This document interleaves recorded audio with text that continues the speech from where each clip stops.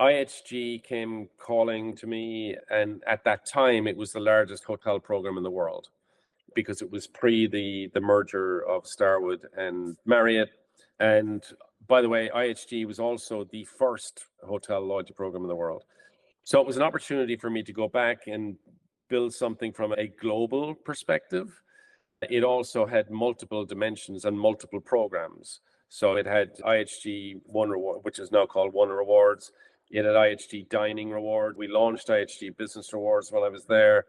It had Intercontinental Ambassador, which was a subscription program specific to one specific brand. And then there was the merger or the acquisition of Kimpton, and seeing if there was a way in which we could bring the Kimpton Karma program into IHG while also protecting the inner circle elements of that program. So all of those represented challenges, and I always wanted to try and see if there were ways in which I could challenge myself to find paths to make the programs a little bit more attractive. Doing that on a global scale is another massive challenge. Hey there, points people! You just heard a clip from Dave Canty, head of loyalty at Bilt Rewards. Dave is an award-winning marketing executive specializing in loyalty programs and partnership strategy, particularly in the airline and hospitality sectors. Dave has a proven track record of transforming loyalty programs, and he has led the evolution of programs like SPG, JetBlue, IHG, and Bilt. Yeah, that's all the same guy. In this episode, Dave and I discuss his role in the development of different loyalty programs, where he focused on customer-centric approaches that catered to both power users and new customers. I met Dave through the hashtag Bilt Partner program, and I've just got to say, I get a ton of value out of Bilt points. Make sure you subscribe to the GeoBreeze Travel YouTube channel, because I am dropping a step-by-step tutorial really soon about how I was able to redeem Bilt points for a transatlantic business class flight, and I got more than 27 cents per point on the redemption. Remember, if you decide to apply for the Bilt Rewards MasterCard or any other card, never apply directly through Google. Always use a friend or creator's referral link. And if you're interested in supporting this show when you apply for your next card, check out geobreezetravel.com/cards. And if you're not sure what card is right for you, I offer free credit card consultations at geobreezetravel.com/consultations. And we have links to the Bilt Rewards MasterCard and the free consultation form for you in the show notes as well. And now, on with the show.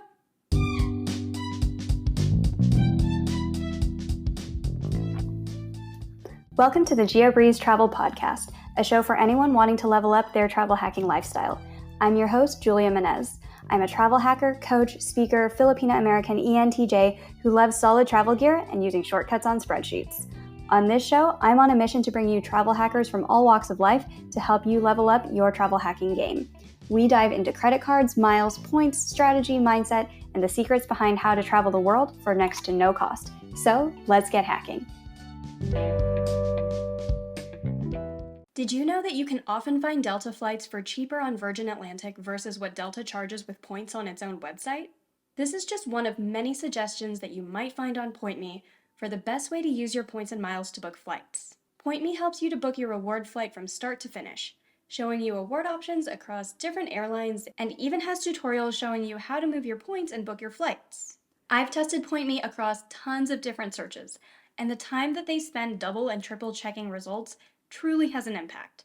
The results that they show are super accurate and consistent with what's actually available with different airlines. Check out PointMe by going to geobreezetravel.com/pointme and get your first 3 searches free. Again, that's geobreezetravel.com/pointme. POINTME. Hey Dave, welcome to the GeoBreeze Travel Podcast. How's it going, Julia? Good to see you again.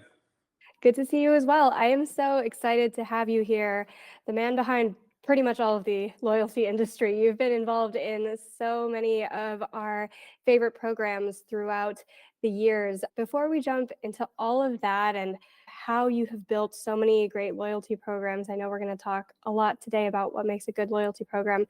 Tell us a little bit about yourself and how did you even get started in this world of designing loyalty programs? Great. So I'm Dave Canty. I'm from Ireland, and I came to the States in 1995. And the whole purpose was to help ITT Sheraton at the time bring their program, Sheraton Club International, in-house. So when we were doing that, we went through a process of trying to create a kind of globally attractive program. But at the same time, then we got acquired by a real estate investment trust called Starwood. And that presented a whole new opportunity to actually stop what we were doing and look at a way in which we could create the best loyalty program in the world. The resulting SPG certainly did that. I think it was groundbreaking at the time because it was the first hotel program to introduce the concept of, hey, there are no blackout dates on redemption. While we say that today, that probably doesn't sound groundbreaking, but it was back then. I know that a lot of people listening to this are probably like, oh, SPG was the best program ever. RIP to SPG. For those of us who joined the game on the tail end of SPG or once it had already been absorbed into Marriott, what were some of the things that made SPG so good from a loyalty standpoint, other than the no blackout dates thing that made people go, oh my God, this program is so good? There were a number of different factors. One was we tried to approach creating the program from the customer's perspective. So up to that point, a lot of programs had been brought to the market that were really from the corporation's perspective, where you think you're creating a program that's going to be attractive, but the rubber only hits the road when you actually get interaction with your customers. We had gone down the path of actually listening to what were the biggest pain points people felt about any loyalty program.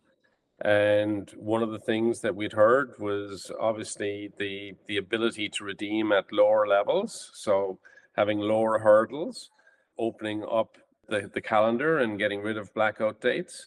Then obviously we layered in other elements as well by introducing a co-brand card that allowed you to accelerate and earn even more of the currency. And all of a sudden you started to create an engine that not only was rewarding the right types of behaviors from a stay perspective and number of nights, but also SPG was now, by introducing the co-brand card at that time, it was starting to get into everyday relevancy for our customers. So we approached it from that perspective. And that philosophy I've kind of like taken into every program I've worked on. So it's always been about, okay, we can all sit in a room and we can all come up with great ideas and think that we've got the right kind of construct for a program, but you need to step back and think about it from the customer's perspective and say, okay, are we actually meeting what their needs are? So I've always approached every program that I've worked on engaging the customer base before we even roll out a program. And then that kind of sets you up for success from the outset, but it also allows you to bring the customer on a journey where they feel like they're vested in the design of the program. They feel like I've had some influence in how this is actually turning out and the value proposition.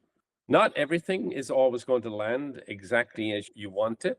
And that's where you have to have that kind of ongoing dialogue, getting feedback and understanding, do I have the nimbleness within my organization and even within my program to be able to make slight adjustments and tweaks to meet the customer's expectations.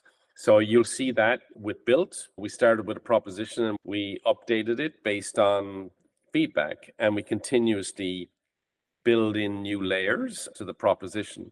The same happened at JetBlue. The customer was definitely a part of the design journey, and I think that set them up for success for a long time.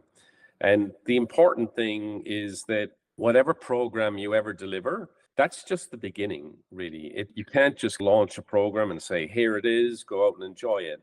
It's really about continuously looking for ways to improve it based on how customers are interacting with it and so forth. What are some of the differences for how to craft a hotel loyalty program like you did with SPG versus an airline program like you did with JetBlue? Is it very much a similar process where you just ask, what are you looking for? How can we serve you better? Or are there inherent differences between hotel and airline programs? There are inherent differences. The interesting thing for me at the time when I relaunched TrueBlue was Airline programs at that point in time were all about miles and miles flown.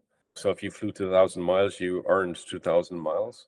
So in building the True Blue program, it was about taking a risk and challenging the industry and the customers that interact in that industry. So you're trying to change a mindset where you're basically saying, I'm not going to award based on miles flown anymore. I'm going to award based on dollars spent. So that was a big, big challenge. And even though I was engaging customers to come on that journey in changing an airline loyalty program and introducing the concept of earn based on spend, that didn't come without pushback. But it also meant that it was challenging me and the leadership of JetBlue to be committed to what we were doing, but at the same time understand that we'll have to make adjustments as we go forward. And some of the things that we did was we introduced embedded bonuses within the program to ensure that people felt like they were still getting enough value from it. On the hotel side, you're building a program that, while airlines are selling seats, hotels are obviously selling rooms. The revenue management of hotel programs is important because many hotels will, depend on the reimbursement models that they're getting from the parent company of the hotel. So based on those redemptions, in order to get that correct, you need to bring the owners of those hotels on a journey and get buy-in, and your franchisees. On the airline side, you're dealing with one franchise, and that is the airline. Historically, on the airline side, revenue management would basically bucket certain seats available for redemption. At JetBlue, we wanted to open up every seat on the aircraft for redemption. Now, that doesn't mean to say that there weren't seats that were ultimately unattractive from a redemption value perspective. There were, but as far as I was concerned, I was giving the customer the choice as to whether they wanted to redeem for those or not. Is that a better choice than not being able to have access at all? I felt it was. So that's the difference is all on making the inventory available. Sometimes that's not as easy on the hotel side because hotels traditionally haven't revenue managed with points, if that makes sense. They're basically revenue managing based on rates and so forth. Whereas if you introduce a full-on dynamic pricing model, then you can actually start revenue managing by points, make everything available. When you guys are going through this type of revenue management and looking at the different metrics for your dream customers versus customers where you're like, these people are headaches, where do points and miles loyalty, like the hardcore loyalists, like the people who listen to this podcast, fall? Do the people who manage loyalty programs tend to like us because we're hype people and cheerleaders and everything? Or are we just like a drain on profit where you guys are like, please go to somebody else's hotel, please go away? You guys No. I look, I don't think everybody, nobody should ever approach a loyalty program to try and disenfranchise any customer, whether it's a power user or kind of an infrequent user. But at the same time, it's also very, very difficult to be all things to everybody. There are going to be elements of any program that are not going to appeal to 100% of your customer base.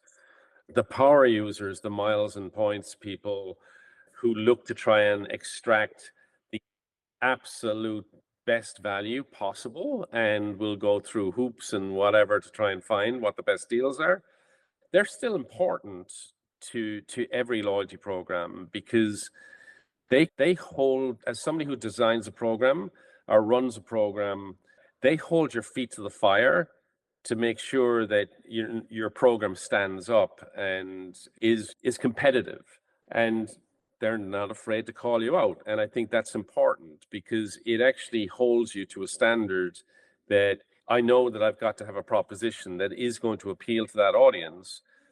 But I also recognize that that probably represents 1% or even less of my overall base. So I've also got to make sure that I've got a proposition that to newcomers to the loyalty space is attractive. And the way you would do that traditionally is by introducing low redemption kind of barriers. So I've always been a great believer, and I preach this all the time. In any program I've ever worked on, I've always been an advocate for redemption, because to me, redemption breeds loyalty. If somebody can redeem, the earlier they redeem, the more engaged they're going to become with the program. If somebody actually comes into the program and doesn't ever get to taste any redemption, then they're probably going to disengage because they're not getting any value whatsoever. There's then going to be the guy or girl, who basically just wants to hoard points and just likes to see a balance continuously go and go and go. They're also not getting any value from the program at all. Because if you're just going to continuously see your balance move up and up and up and up and up and up, and you've never actually redeemed, well, it's worthless. It's just like looking at numbers on a screen. So you want to make sure that you've got low entry hurdles, but at the same time, attractive options for the power users. So it's a balance, but while I love this community of the points and miles people engaging with the program and giving me feedback, what they see as value and what they don't, I also want to make sure that I'm building a program that allows people ease of use and get some level of value. And I think we're doing that really, really well on the Bilt program. You mentioned that we are the 1%, which I think is always important to remind everybody listening to this podcast, is that we are not normal. We are the weirdos. And most people out there do not do the kinds of strange points math that the people who listen to this show like to do. As you've gone through the industry during the last few decades, what are some of the main changes that you've seen in customer behavior? Because I know a lot of people are always like, well, now everybody's into points and miles. Everybody feels like as soon as they discover the world of points and miles, everybody knows about points and miles, and like that's what makes all good redemptions go away or something. What have you seen from the corporate side as far as availability of loyalty redemptions and just the industry trends that have changed over the last few years? What I would say is that certain programs will be set up for failure simply because they've approached it from the incorrect starting point. If an organization is just trying to put a program together to just as a cost of doing business, let's say, because I'm going to create a program because my competitor down the street has got a program, then that's not the right mindset to be going in. And that's why you see a number of programs that come out and then ultimately either fail, go away, or get shut down. So I think there's now a little bit more of an intelligent mindset coming in, where loyalty was always like, for want of a better term, the redheaded stepchild within an overall organization. It was like the loyalty team always had to prove itself out to the organization, the value that they were bringing in. That happens in airlines today. It happens in hotel programs today. I'm sure it happens on the retail side as well, where historically loyalty programs were almost looked at as a cost center versus a revenue generating center. And now I think loyalty programs are being given the credit and the respect within organizations that historically they didn't. If you look at major events like, and I'll just use the pandemic, COVID as an example, those are the types of events that really challenge loyalty programs to step up. And that's where they can actually really prove themselves out, because you'll see that even in downturn economy situations, that's when a loyalty program can really step out and into the sunshine and demonstrate the overall organization that, look, we actually have a loyal customer base who are engaged with our brand more so than the non-loyalty kind of customer. And we can now show you and demonstrate to you that loyalty customers will respond better to certain types of promotions and so forth. The biggest change I've seen over the course of the last few years has been the adoption of loyalty externally by customers and the respect of loyalty programs internally by the broader stakeholders and C-suites. Is it normally considered as like a sales function or a marketing function? Because you mentioned it used to be more an expense. How do companies tend to look at their loyalty departments these days? It's a hybrid marketing function. So it generally will sit in a marketing kind of organization. But because loyalty programs touch all different facets of the organization, so there's a financial element. So you're constantly kind of building relationships with your financial team and your accounting team. There's a revenue management element. So you're constantly working with those stakeholders. You're working with your sales team because sales organizations are going out and trying to pitch a product or a service, and the way that they can embellish the offering is overlaying a loyalty element to it. So there's multiple different elements. And one of the things I've always believed is any person who's coming into any organization, as it happens now, Bilt is an overall loyalty company. And it's great because you're getting to understand all the different disciplines of any commercial business, as well as operational elements. If in big corporates or whatever, where loyalty sits as its own discipline, young professionals or young college kind of graduates that are coming into an organization, certainly into a marketing organization, should try and get familiar with their loyalty department earlier than later, because it's an opportunity for you to learn multiple facets of the business very, very quickly, because it's almost like running a company within a company. Yeah, that makes sense from the product standpoint versus marketing versus finance versus accounting versus all of those different pieces. How did you decide what companies to go to throughout your career journey? Because you have done AutoZone, JetBlue, IHG, SPG, now Bilt. Do you tend to go to places where you're like, I think there's a lot of opportunity here? Or do you look at places where you're like, oh, you need help, I can help? Like, how do you choose your next career move? It's a mixture of luck, opportunities to actually grow yourself and penetrate a market. When I joined AutoZone, there were a couple of reasons why I did that. And one was that there were no loyalty programs in that space. Two was I had never worked in retail before, and I wanted to try and get an understanding of a retail industry. Three, there was a pretty significant budget that was allocated to understanding if we needed to do anything in the loyalty space. So there was an educational and growth element for me as well. And it's funny you bring up AutoZone, because I was literally at AutoZone yesterday for my daughter's car, and I'm looking at the signage behind the counter, and it's like AutoZone Rewards. And I'm delighted that the proposition is still the same as what was created way back when in 2006. And so it stood the test of time. But what was really interesting for me in that regard was actually seeing how you can clearly change the behavior of somebody in retail space. So I was definitely interested in that. When I got to a point where I realized that, look, I've learned as much as I want to learn in this space, but at the same time, I miss the travel space. I was lucky enough that JetBlue were looking to do something in the loyalty space as well. And they invited me back to New York to look at what we could do. And I approached the JetBlue project, for want of a better term again, based on the fact that I wanted to make sure I wasn't going to create just another airline program. It had to be something that was going to be new and innovative, and creating a revenue-based program, while challenging, because like I said earlier on, you're asking a customer base to change their mindset on how they actually earn that currency. That was a big motivator for me to kind of like put together the ideas and get everybody on board and go on that journey.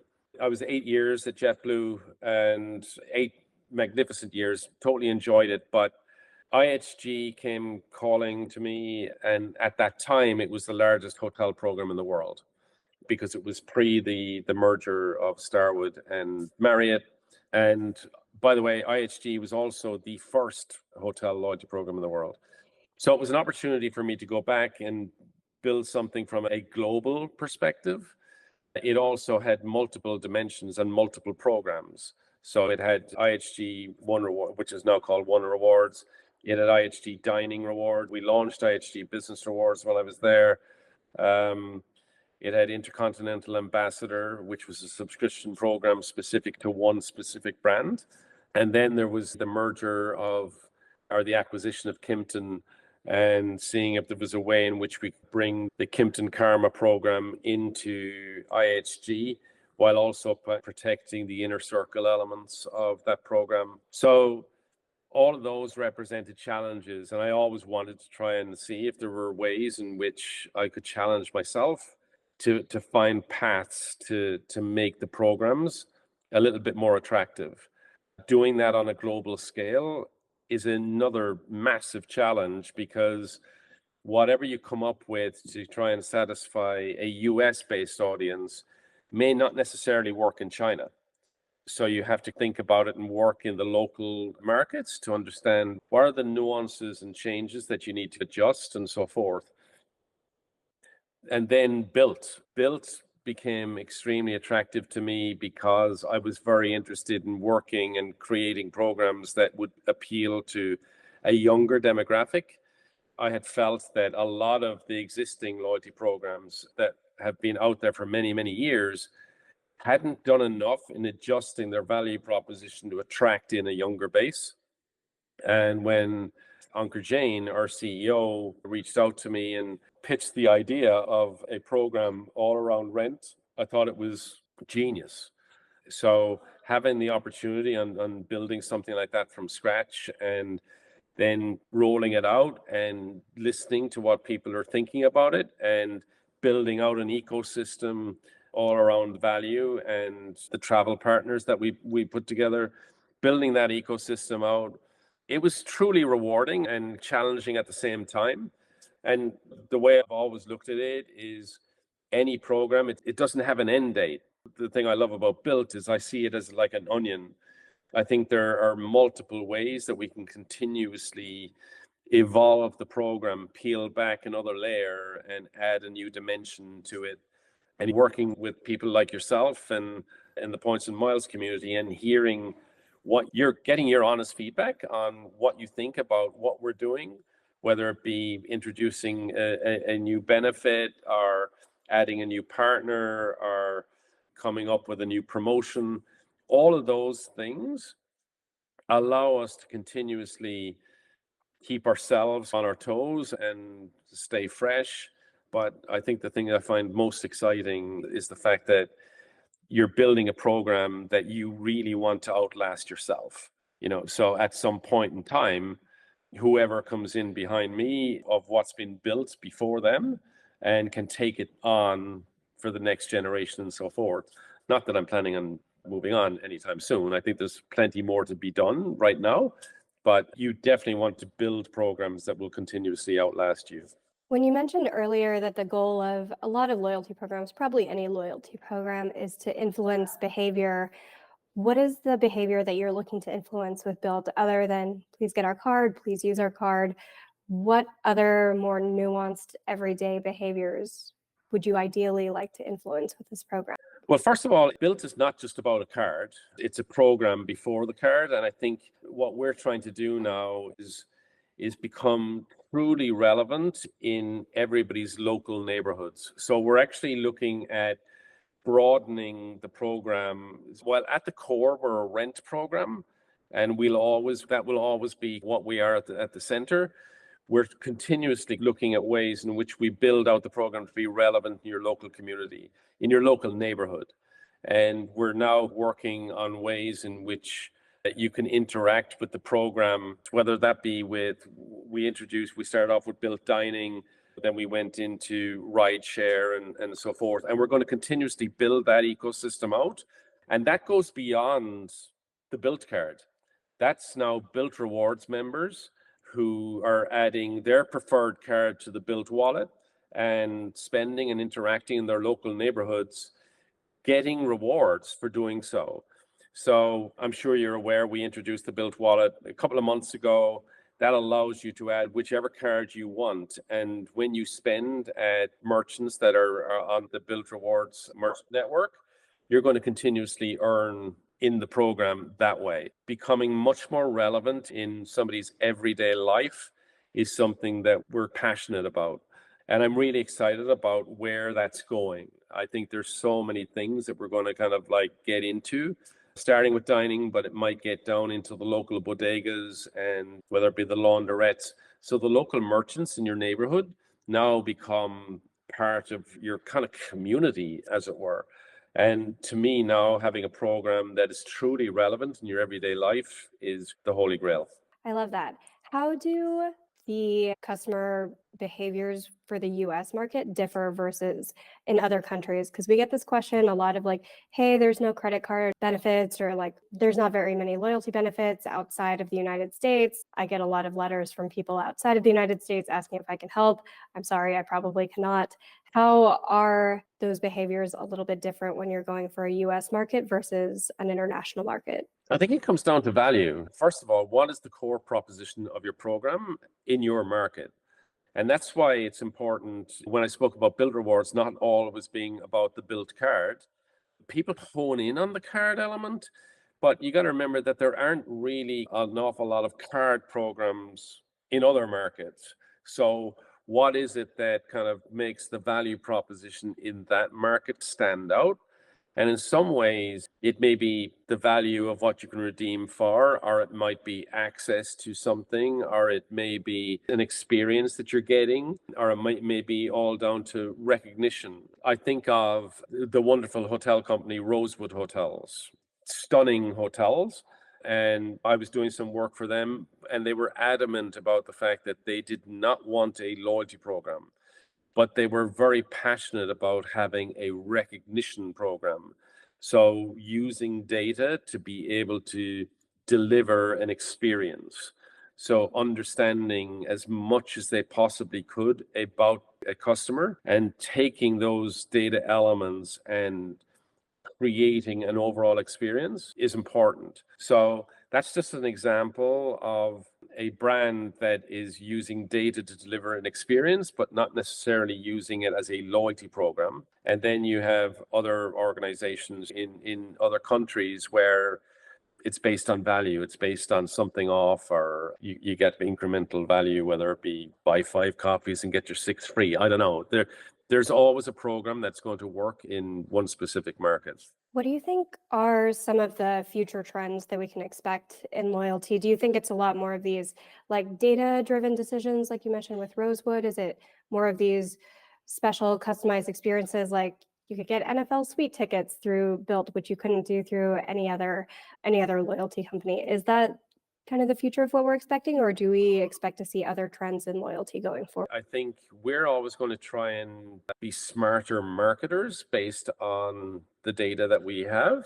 But at the same time, it's not just about like leaning into the data. It actually is about listening. It's about listening to the data, but also having conversations with your customers. I'll give you an example. You mentioned the NFL suite nights. Those are great opportunities for you to have like one-on-one conversations with somebody, and they may not even realize that they're giving you an idea to shape something in the future. So having those human kind of connections is going to be important. I do think that there's going to be some level of AI coming into play with loyalty programs. How that manifests itself, not entirely sure yet, but I'm interested in keeping an eye in how that develops. I think great marketing organizations, though, will continuously try and learn based on the behaviors of their customers today to inform what they want to do and deliver to them tomorrow.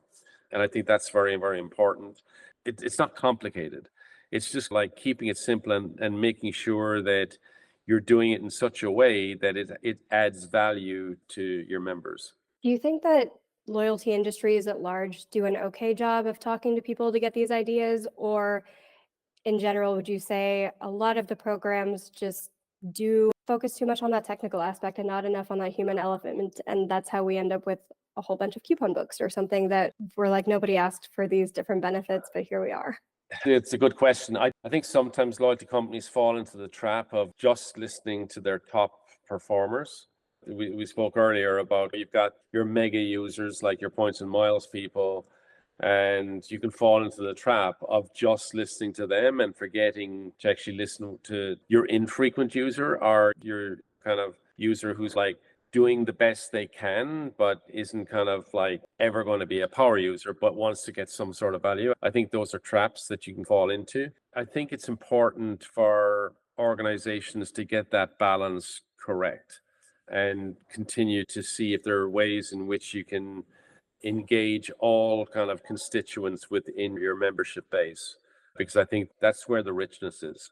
So I personally do this thing where I go through a whole bunch of deals, especially as we're recording this on Black Friday, and I sign up for a whole bunch of subscriptions for different loyalty programs, mostly restaurants, just so I can get like free birthday treats or welcome treats or something.